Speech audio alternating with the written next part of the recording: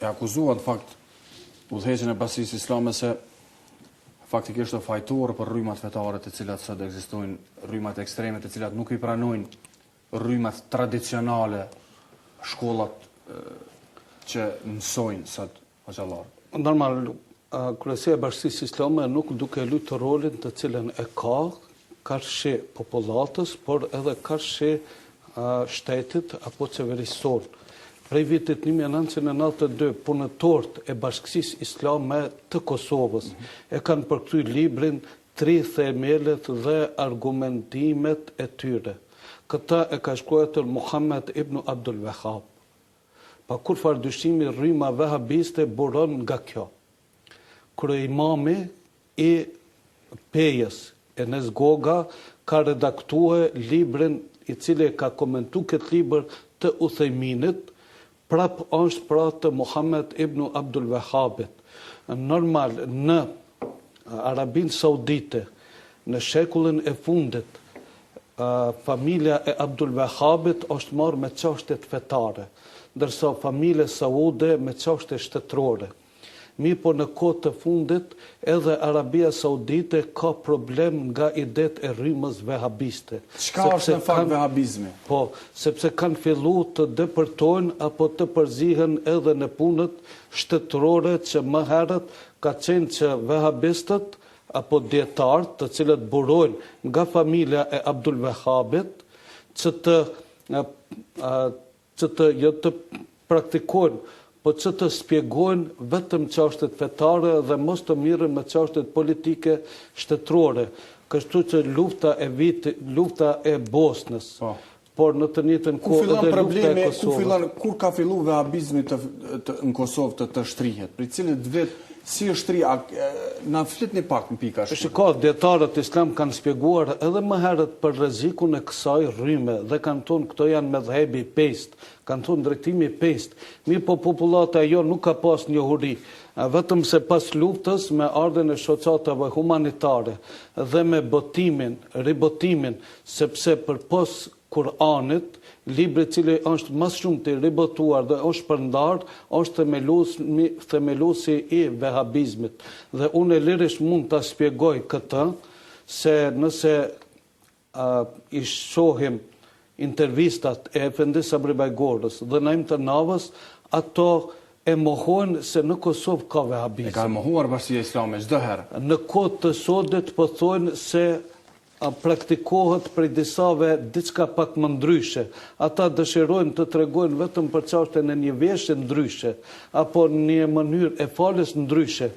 Po në esencë vehabizmi është edhe më rrezik se sa kjo, sepse Abdul Wahhabi në këtë librin të cilën e kam thënë që fatkeqësisht edhe bota perëndimore islamin më shumë e pasqyron apo e paramendon në bazë të rrymës vehabiste, sepse islam do të thotë paqë dhe islam do të thotë qetësi dhe lumturi, ndërsa rryma vehabiste është ajo e cila në të vërtetë në kohë të sodit në tërë botën njihet si rrymë radikale. Dhe organizata terroriste të cilat janë të regjistruara në Kombet të Bashkuara si organizata terroriste, posaçërisht burojnë nga rryma vehabiste, që prej kësaj pra burojnë edhe një degë që quhet tekfirca. Çka është ajo? Tekfirca do të thotë edhe besimtarët me i konsideru pa besimtar. Besimtarët islam? Po, besimtarët islam, edhe dietarët islam, nëse bojnë një gabim apo një mëkat, quhen pa besimtar. Po rreziku më i madh është se një shtet i cili nuk e praktikon sheriatin islam, konsiderohet se është shtet jo musliman.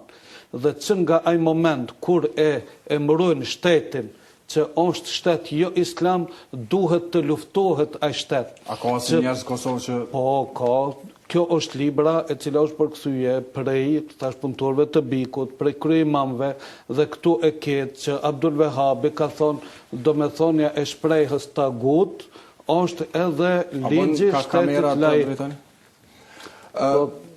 Zotë Muslim, shkuara e trive, indoktrinimi për të shkuar të luftuar në Siri. nuk është rrezik vetëm ajo pse të rit janë duke shku me luftu në Siri.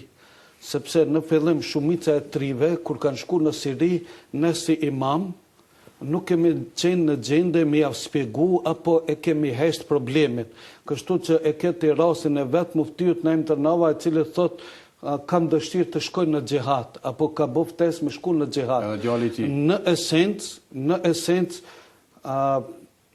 në edhimi regjimi i Asadit është prej regjimeve komuniste prej më të fundve dhe rrëzimi i shtetit të Hafez el-Esadit apo Bashar el-Esadit ka qenë domosdoshmëri e kohës, sepse ka qenë sistem totalitar komunist.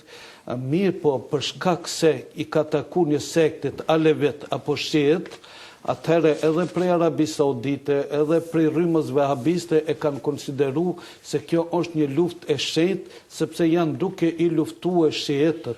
Jo vetëm rrëzimin e sistemit të Asadit, por kjo është një rekrutim edhe një përgatitje që në çdo vend tjetër pastaj të luftohet nëse është shteti laik.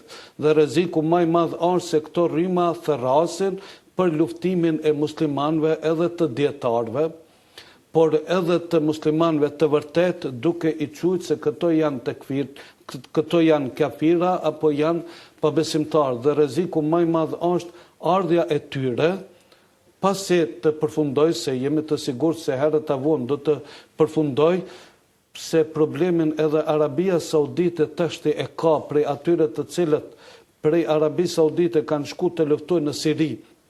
Pasi që të kthehen në Arabinë Saudite, vetë shteti Arabi Saudite e ndjen rrezikun nga kjo rrymë, e mos të flasim ne në Kosovë.